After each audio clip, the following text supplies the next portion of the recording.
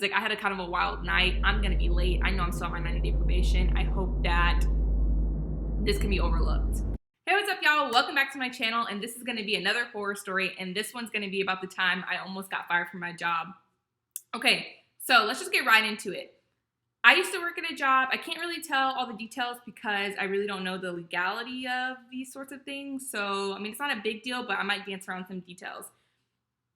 So I used to work at a job that had its own like documentary style, reality style show.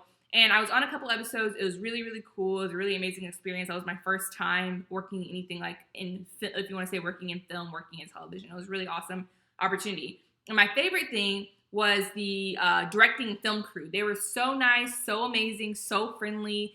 We hung, obviously, if they're there every day filming, we're interacting with them a lot, but also they would invite some of us out afterwards for drinks and just hanging out and chit-chatting, so it was really, really cool.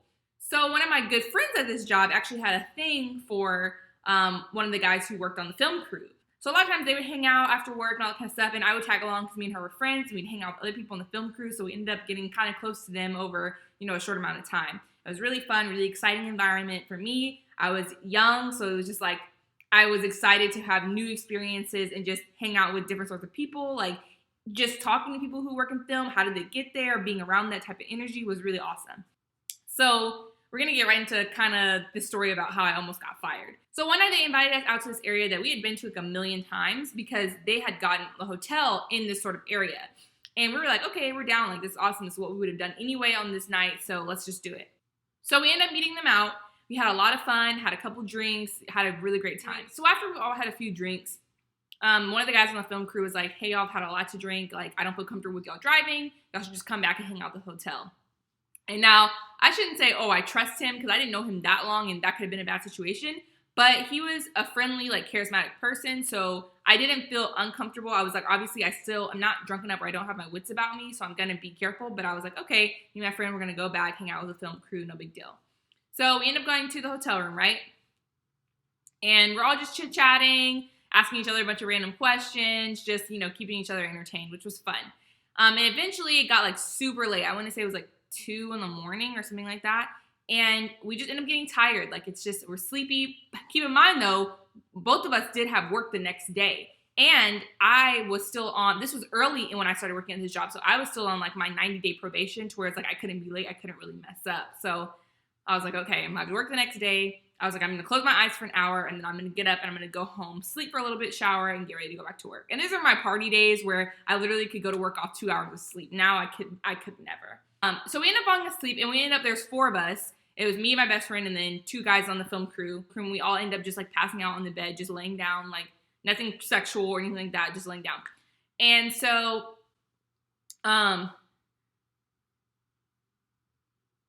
So when I wake up, I'm like, okay, it's time for me to go home and get ready. And I'm still kind of groggy. And then I realize that it's daylight outside. And I'm like, oh, F, like what time is it? And when I wake up, I'm only in the bed with one other person. Meanwhile, he's on the opposite side of the bed from me. Like, obviously nothing happened. But my friend and her and the other guy on the film crew who she had a thing for were both gone. So I'm like, my first reaction is, wow, this bitch really left me, and we both have work tomorrow. Like, that's messed up. Like, I'm so mad at her. I was so angry. I was like, why would you leave me here with these people I don't know, or with these people that I know that I'm not like extremely close with, and I really came here with you. And so I end up looking at my phone, and it's like 9. Keep in mind, I'm supposed to be at work at like 7. So I just freak out. Like, I start panicking. I start starting to cry. I'm like, oh God, I'm gonna get fired from this job. And this is around the time too where I had just gotten my own apartment. So I was like, I can't afford to not be working or to lose my job right now. So I end up just grabbing all my stuff and sprinting out of the hotel. So keep in mind, the bar that we were at before we went to the hotel, they're kind of in the same center, like kind of in the same area. So we walked from the bar back to the hotel, but I had parked on the opposite side, kind of closer on the other side of the bar. So it was a little bit of a walk to get back to my car. So I grabbed my stuff, and I'm kind of still disoriented, and I'm like, okay, where am I? I walked to this hotel in the dark. Like, I haven't been to this hotel, even though I can see across the street is the bar. I'm just trying to figure out where I am, right? So once I like get a grip, I just start sprinting to my car. I sprint to my car.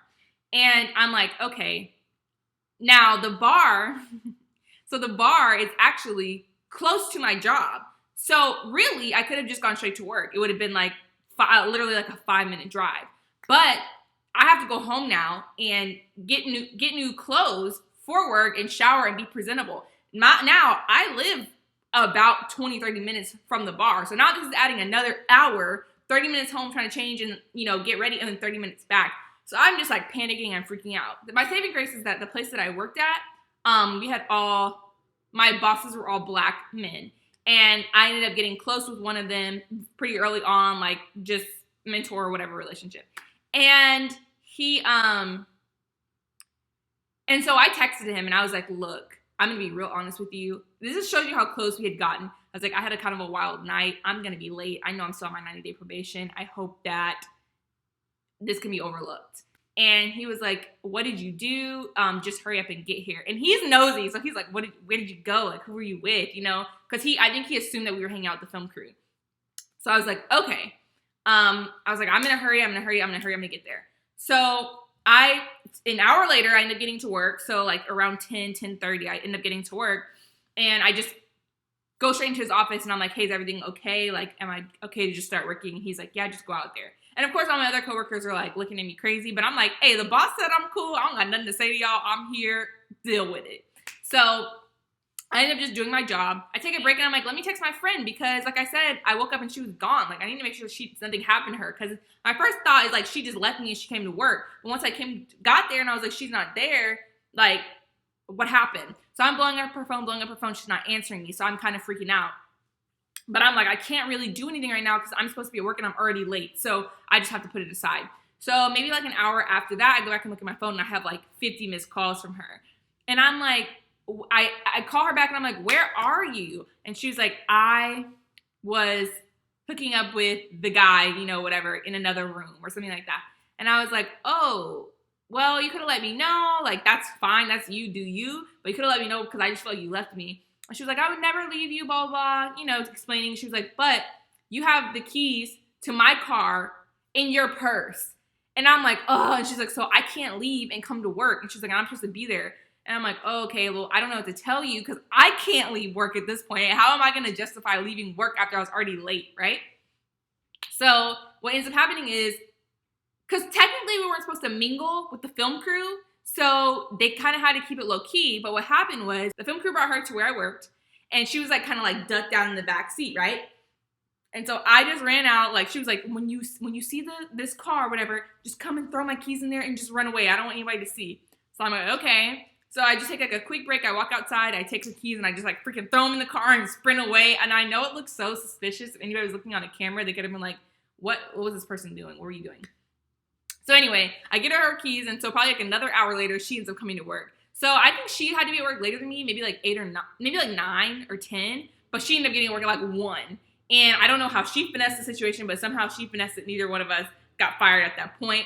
But like I said, I was cool with the one boss, but my other 2 bosses were kind of like, what happened? And I think, I don't know what happened if my other boss covered for me, but I just was like, I let this boss know. He said everything was okay, so you probably should talk to him about it, And I guess he kind of covered my ass because technically I could have got fired because, like I said, I was in my 90-day probation.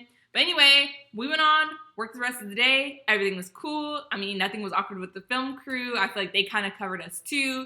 So, I mean, it was a crazy experience. I had a lot of crazy experiences whenever I was like in my early 20s. I'm only 25, but I really feel like 21 to like 24 or like 21 to 23. I think I had like a good 2-year span where I was just reckless and doing crazy stuff. So I've got a lot of crazy stories about that time frame. But that's it for that story. I'm glad I didn't get fired. I actually ended up getting fired from that job later on for something else. And I'll tell that story. I guess it's not really considered a horror story, but I would love to tell you that story because that's the only job I've ever got fired from. And it was actually kind of crazy. So that is it for this week. I'll see y'all next week with another horror story. I hope y'all enjoyed this one.